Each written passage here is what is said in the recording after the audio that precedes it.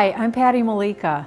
In this video, we will take a black and white value sketch and interpret it into color using standard established color schemes. We will explore the color wheel as it relates to various color relationships. Using color schemes allows you to infuse your paintings with interesting and unexpected colors. Often I have stood out in a plein air setting and thought to myself, all I see is green. That was before I knew how to translate that scene into a wide array of colors. Now any setting provides a foundation for me to translate realistic colors into those that suit my artistic vision. Let's explore some of the established color schemes. The complementary color scheme is another one that's very popular, and it provides the most visual contrast.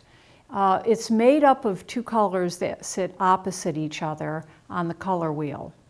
So for instance, red and green are opposite each other on the color wheel, yellow and purple, blue and orange, yellow, green, and red, violet. So with this color scheme, what you're going to want to do is you're going to want to have one of the colors in the color scheme be very dominant, and sometimes also more saturated or less saturated than its contrasting color.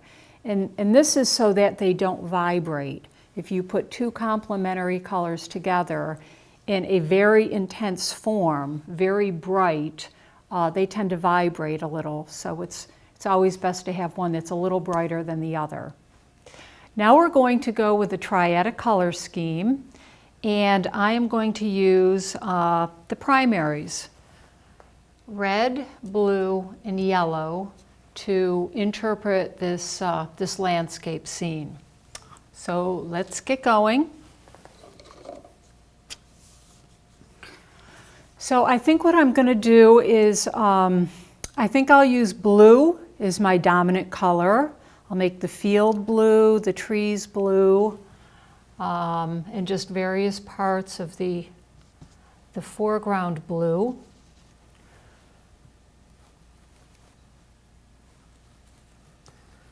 So I like to start out with my darker tones.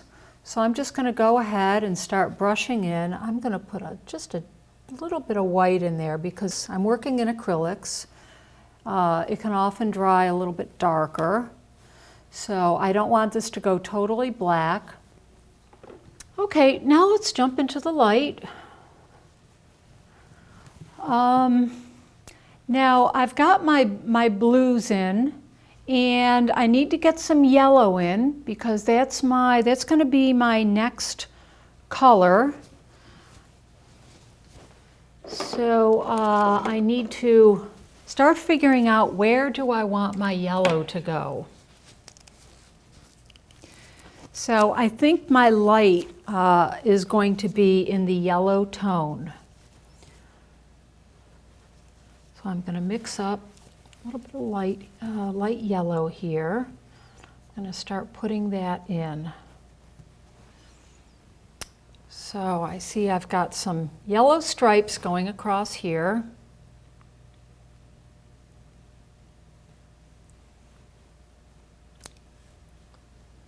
Basically, these just kind of indicate some atmospheric depth here. Little plains of grass or whatever, fields. So they're basically just little accent colors, not a whole lot. There's a light here.